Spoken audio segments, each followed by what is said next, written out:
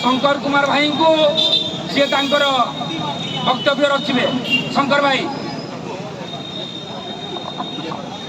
धन्यवाद। सनातन एकता जिंदाबाद, सनातन एकता जिंदाबाद, हिंदू एकता जिंदाबाद। बेआईनकारी भाव में बांग्लादेश को अनुमति एटू बांग्लादेशी अनुप्रवेशकारी बेआईन भाव रही व्यक्ति को तड़े दियो। धन्यवाद। आज कार्यक्रम उपस्थित थिबा बालेश्वर जिलार आईटी सेल अध्यक्ष श्रीजुक्त सत्यरंजन पाणी, बालेश्वर जिला देवसेना हिंदू संगठन गो सुरक्षा प्रकोष्ठ अध्यक्ष मनोज सामल भाई, आम निकट में उपस्थित होइथिबा देवसेना हिंदू संगठन बस्ता ब्लॉक सभापति जगी अंतर्जामी भाई, तीर्था पंचायत सभापति पिनाकी नारायण प्रराज बाबू, सुदूर जलसर ब्लॉक छुट्टी आसी प्रहलाद दत्त, जगबंधु जेना सहित ए शब्द जिते पर्यंत विचलित होउची जो माने हिंदू प्रेमी भाव में आम ए भाषा को मन दे शुणुंट तथा उपस्थित सांबादिक गणमाध्यम बंधु समस्त मोर संग्रामीकारी सनातनकारी प्रणाम ज्ञापन करुछि। बंधुगण आपण मैंने भावुले ए 3-4 जन आसुच्च गोटे बेपारी भाया गोटे पाला चलुंच लाज लगुना से पागल हो वास्तविक हो जदि ए प्रकार कौन भावना आपण मन में थाए यह संपूर्ण सत्य कहीं जिते कौन प्रकार विपद राष्ट्र माड़ी आसू जेकोसी प्रकार विपद राज्य माड़ी आसू जेकोसी प्रकार विपद जिला माड़ी आसू सब जड़े ना जड़े कहीं प्रतिवाद स्वर उत्तोलन करे एवं सेमानक अनुकरणकारी करी लक्षाधिक लोक अनुगामी हो जाती। ठीक से भाया आम आज हुए तो हिंदू मानक राष्ट्र हिंदुत्व लड़ाई करी पागल हो जाइछु। तेणु आपण मैंने ए कथा को भाविबा अत्यंत स्वागत जगर कथा। बंधुगण ए जो कार्यक्रम एठी आम करूछु यह ए जगह हो नहीं, समग्र भारत वर्षर समग्र राज्य रे समग्र जिला रे समग्र ब्लॉक थाना तहसील सब जगह देवसेना राष्ट्रीय हिंदू संगठन ए प्रकार कार्यक्रम करुछि। तो बंधुगण आज आम व्यापार करुछु, आज आम चाष करुछु, आज आम शुणुचु यार मुख्य कारण होउछंती प्रमुख 2 जन लोक।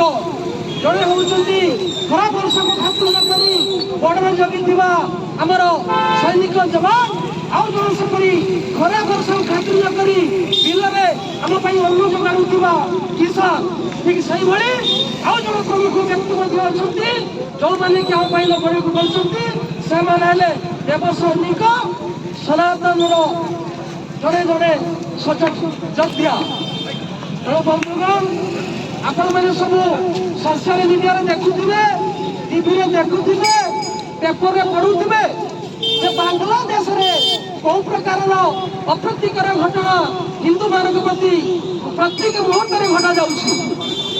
बंधुगण किछि मुस्लिमय व्यक्ति, किछि राजनेता, किछि बड़ बड़ हिंदू विशारद पक्का पकुवा तिलक लगुवा विशारद कहले बांग्लादेश छात्र आंदोलन रूप।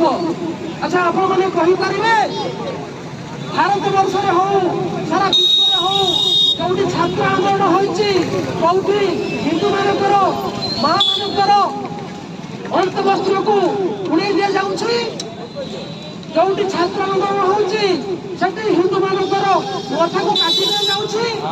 ଯୋଉଠି ଛାତ୍ର ଆନ୍ଦୋଳନ ହଉଛି ସେଠି ହିନ୍ଦୁ ମାନଙ୍କର ମନ୍ଦିର ଭଙ୍ଗା ଯାଉଛି। ଯୋଉଠି ଛାତ୍ର ଆନ୍ଦୋଳନ କହୁଛନ୍ତି ସେଠି ମା ମାନଙ୍କୁ ହତ୍ୟା କରାଯାଉଛି। ଯୋଉଠି ଛାତ୍ର ଆନ୍ଦୋଳନ କହୁଛନ୍ତି ସେଠି ମା ମାନଙ୍କୁ ଧର୍ଷଣ କରାଯାଉଛି। ଆଚ୍ଛା ମତେ କୁହନ୍ତୁ, କେବେ କଣ ଛାତ୍ର ମାନେ ଆନ୍ଦୋଳନ କରି ଏ ପ୍ରକାରର ହିନ୍ଦୁ ମାନଙ୍କୁ ଚିହ୍ନି ଚିହ୍ନି କାର୍ଯ୍ୟକ୍ରମ କରିପାରିବେ? ନା କରିପାରିବେନି। କାହିଁକି ନା ଏହାକୁ ଛାତ୍ର ଆନ୍ଦୋଳନର ରୂପରେଖ କରାଯାଇଛି। ଯଦି ଛାତ୍ର ଆନ୍ଦୋଳନ କରାଯାଉଛି କାହିଁ ଆମେ ଦିନେଟି ଦେଖିବାକୁ ପାଉନୁ? ବାଂଲାଦେଶରେ ମୁସଲମାନ ମାନେ ଯୋଉ ରହୁଛନ୍ତି ତାଙ୍କର ମା ମାନେ ପିନ୍ଧୁଥିବା ବୁର୍ଖାକୁ ଛଡ଼ା ଯାଉନି, ତାଙ୍କର ଭଉଣୀ ମାନଙ୍କୁ ହତ୍ୟା କରାଯାଉନି, ମୁସଲମାନ ଭଉଣୀ ମାନଙ୍କୁ ଉଲ୍ଲଂଘନ କରାଯାଉନି, ମୁସଲମାନ ଭାଇ ମାନଙ୍କର ଯୌନ କରାଯାଉନି, ମୁସଲମାନ ଭାଇ ମାନଙ୍କର ମସଜିଦକୁ ଭଙ୍ଗା ଯାଉନି, ମୁସଲମାନ ମାନଙ୍କର ଦେବତାକୁ କାହିଁ ମୁଣ୍ଡ ଛେଦନ କରାଯାଉନାହିଁ? ଅର୍ଥାତ୍ ଏ ନିର୍ଣ୍ଣୟରୁ ଆମେ ସମ୍ପୂର୍ଣ୍ଣ ଜାଣିସାରିଛୁ ଯେ ଏହା କେବଳ ହିନ୍ଦୁ ମାନଙ୍କୁ ଟାର୍ଗେଟ କରି ହିନ୍ଦୁ ଧର୍ମକୁ ବିନାଶ କରିବା ପାଇଁ, ହିନ୍ଦୁ ଧର୍ମକୁ ନଷ୍ଟ କରିବା ପାଇଁ ଏ ପ୍ରକାର ଚକ୍ରାନ୍ତ ରଚନା କରାଯାଇଛି। ବନ୍ଧୁଗଣ, ଆଜି କାଶ୍ମୀର କୁହନ୍ତୁ, ଆଜି କେରଳ କୁହନ୍ତୁ, ଯୋଉଠି ହିନ୍ଦୁ ମାନଙ୍କର ସଂଖ୍ୟା ଅନେକ ଥିଲା ଆଜି ତାହା ଧୀରେ ଧୀରେ କମିଗଲାଣି।